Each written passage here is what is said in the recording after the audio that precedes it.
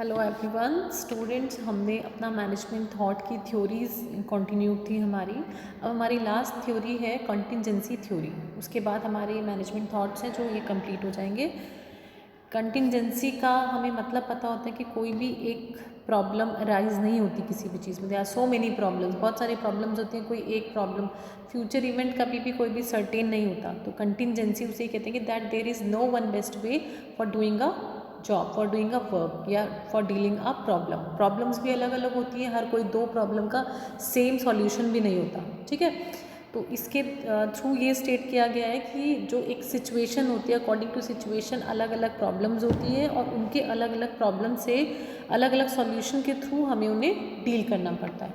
ठीक है, तो इसको हम सिचुएशनल अप्रोच भी कहते हैं। कंटिंजेंसी थ्योरी को एक बिहेवियरल थ्योरी है जो बेस्ड है व्यूज़ पे that there is no one best way to lead an organization. ठीक है, कॉपरेशन के थ्रू डिसीजन लेने पड़ते हैं, डिसीजन के थ्रू कोई भी वर्क को किया जा सकता है। कंटिंजेंसी थ्योरी क्या बताती है, क्या स्टेट करती है that there are some actions जो डिपेंडेंट होते हैं। कुछ एक्शंस होते हैं जो डिपेंडेंट होते हैं, जो इंटरनल भी हैं और एक्सटर्नल फैक्टर्स भी होते हैं। इंटरनल एक्सटर्नल फैक्टर्स सारे आपको पता ही है कौन कौन से होते हैं। वो फैक्टर्स हैं जिनके वजह से जो प्रॉब्लम्स हैं वो क्रिएट होती हैं बहुत सारी, और जिनके लिए हमें बहुत सारे जो different different solutions, different different decisions लेने पड़ते हैं किसी भी ऑर्गेनाइजेशन में। ठीक है, तो सेम सिंपल सी वही बात है कि यहाँ पे कोई एक सिंगल थ्योरी नहीं है कंटिंजेंसी मैनेजमेंट की। अलग अलग तरह से इसको डील करना पड़ता है। किस चीज़ पे डिपेंड करता है? इंटरनल कंटिंजेंसी फैक्टर्स पे और इंटरनल कंटिंजेंसी फैक्टर्स पे। दो फैक्टर्स पे हमें मेन इसका स्ट्रेस है। इंटरनल वही जो विद इन द ऑर्गेनाइजेशन के होते हैं, एक्सटर्नल जो बाहर के होते हैं, एक्सटर्नल फैक्टर्स होते हैं जो जिनको हम डीपली पढ़ चुके हैं।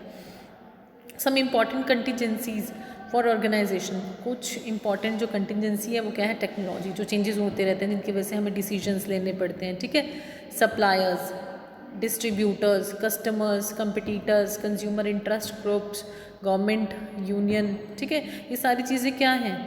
इनका कुछ भी अनसर्टेन है, कुछ सारी चीज़ें कुछ भी ऐसा नहीं है कि वो कंसिस्टेंट वे में चलेगा। ये चेंजेबल है, अनसर्टेन है, और इनके लिए कोई एक डिसीजन जो है सिंगल डिसीजन काम नहीं करेगा। तो हमें डिफरेंट डिफरेंट एक जो थ्योरीज़ हैं वो अप्लाई करनी पड़ती है। तो ये डिज़ाइन करी जाती है contingency theory to provide the manager with the capabilities to examine numerous possible solution to a problem. जैसे डिसीजन मेकिंग में हम कहते हैं ना, नंबर ऑफ सॉल्यूशंस होते हैं टू अ प्रॉब्लम, और जो एक बेस्ट सॉल्यूशन होता है उसको अप्लाई किया जाता है। नेक्स्ट है adapting to changing circumstances. No two situations are absolutely identical. कोई दो सिचुएशन सेम नहीं होती, आइडेंटिकल नहीं होती। देयरफॉर हर सिचुएशन का अलग अलग एक यूनिक सॉल्यूशन होता है उसको सॉल्व करने का। To adopt this approach managers sample all the past and present event, जितने भी पास्ट जो हो चुके हैं प्लस प्रेजेंट जो आइडियाज़ हैं उनको अडॉप्ट करना पड़ता है। ठीक है, the way you manage should change depending on the circumstances. कैसे आप मैनेज करेंगे वो किस चीज़ पे डिपेंड करता है? सिचुएशन पे, सर्कमस्टेंस पे। Sometimes a bureaucratic organization is most effective. जितनी भी हमारे स्टाइल्स हैं, ये ब्यूरोक्रेटिक है, चाहे क्लासिकल है, चाहे मॉडर्न है, हर किसी के अपने अलग अलग मेरिट्स होते हैं। ठीक है, और डिमेरिट्स भी होते हैं। तो कई बार कोई सा स्टाइल हमें जो होता है वो इफ़ेक्टिव होता है। ठीक है, जैसे कि मोस्ट इफेक्टिव होता है। समटाइम्स मोर लूजली जो स्ट्रक्चर्ड वन है उसमें वो हमारे लिए इफेक्टिव वर्क होते हैं। क्लासिकल अप्रोच बेस्ट हमें प्रूव होती है कई बार मॉडर्न। ठीक है, the most effective management style will very depending on the type of organization. हमारी ऑर्गेनाइजेशन कैसी है, ठीक है, वो वाली थ्योरी हमें अप्लाई करनी होती है to deal the problem. Organization हमारी कौन सी है, क्या है, उसके अकॉर्डिंग हम थ्योरीज लगाते हैं। भले वो मॉडर्न थ्योरी लगा रहे हैं, हम क्लासिकल अप्रोच यूज़ कर रहे हैं, ब्यूरोक्रेटिक ऑर्गेनाइजेशन है अगर, उसके अकॉर्डिंग हम कैसे स्टाइल्स लगा रहे हैं, ये सारी चीज़ें उसके अकॉर्डिंग हमें पता चलती हैं। ऑर्गेनाइजेशन कैसी है, उसका स्टाइल क्या है, इन्वायरमेंट क्या है जहाँ पे उसको डील करना है, जहाँ उसे सर्वाइव करना है, सिचुएशन क्या है, ठीक है, प्रॉब्लम कौन कौन सी है जो उसे फेसिस करनी है एट द टाइम। तो जो एक कंटिंजेंसी थ्योरी है state that the decision making process depends on the number of variable which are, बहुत सारे डिसीजन मेकिंग जो प्रोसेस है उसका कैसे लार्जली डिपेंड किस चीज़ पे करता है, नंबर ऑफ वेरिएबल्स। वेरिएबल्स मतलब जो वेरी करते रहते हैं, जो चेंज होते रहते हैं। The importance of the decision, importance क्या है डिसीजन का, ठीक है। इम्पॉर्टेंट ऑफ द डिसीजन मतलब डिसीजन स्ट्रैटेजिक है और डिफ़िकल्ट डिसीजन टू रिवर्स, ठीक है। The amount of information available to the leaders and subordinates, amount कितना है, इंफॉर्मेशन कितनी अवेलेबल है लीडर्स को और सबऑर्डिनेट्स को। Has a similar decision been made before and is there available information on the results, ठीक है। एक ये हो गया अमाउंट क्या है डिसीजंस का। रिलेशनशिप कैसा है लीडर्स का सबऑर्डिनेट्स का, ठीक है। सपोर्ट है लीडर्स को सबऑर्डिनेट्स का, ये सारी चीज़ें एक जो इम्पॉर्टेंट रोल है वो प्ले करती हैं थ्योरी में, ठीक है। The likelihood of subordinates accepting on the autocratic decision को वो मतलब एक्सेप्ट करते हैं सबऑर्डिनेट्स, कॉपरेशन से वर्क होता है डिसीजंस को फॉलो करने में, ठीक है। कैसे वो मोटिवेटेड हैं जो हमारा स्टाफ है, ये सारी चीज़ें इसमें मैटर करती हैं। The amount of disagreement among subordinates with respect to the preferred alternative, the greater need for an autocratic approach. Fine, amount क्या है डिसएग्रीमेंट का, किसके थ्रू, सबऑर्डिनेट्स के through, with respect to the preference जो उनको alternatives मिले हुए हैं, जो अगर ऑटोक्रेटिक अप्रोच के थ्रू तो उसका किस तरह का उनका डिग्री क्या है एग्रीमेंट की और डिसएग्रीमेंट की, ठीक है। तभी वो क्या है सक्सेस हो सकता है, वही चीज़ उसको सक्सेस बना सकती है। नेक्स्ट आता है इम्पॉर्टेंट आइडियाज़ क्या हैं कंटिंजेंसी थ्योरी के।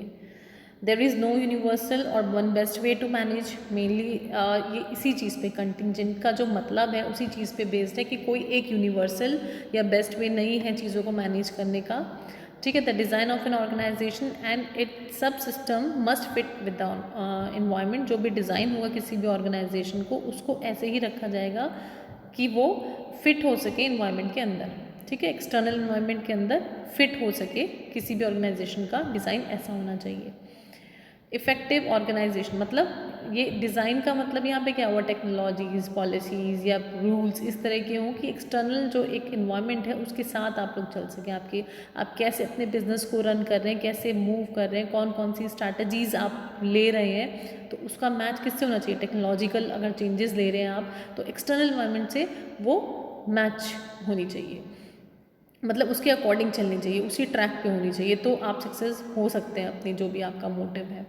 नेक्स्ट है effective organisation not only have a proper fit with an environment but also between it subsystem, जो उसके सब सिस्टम्स हैं, जो उनका इंटरनल एक जो एटमॉस्फेयर है, कैसे वो अपने वर्क को डील करता है, चाहे वो मतलब अपने जो उसके हाथ में जितनी भी चीज़ें हैं उनको वो सब सिस्टम्स उसके जितने भी हैं उनको कैसे वो रन करता है, ये सारी चीज़ें भी फिट होनी चाहिए विद द जो प्रॉपर एक इन्वायरमेंट के साथ जो डील कर रहा है उसके साथ साथ।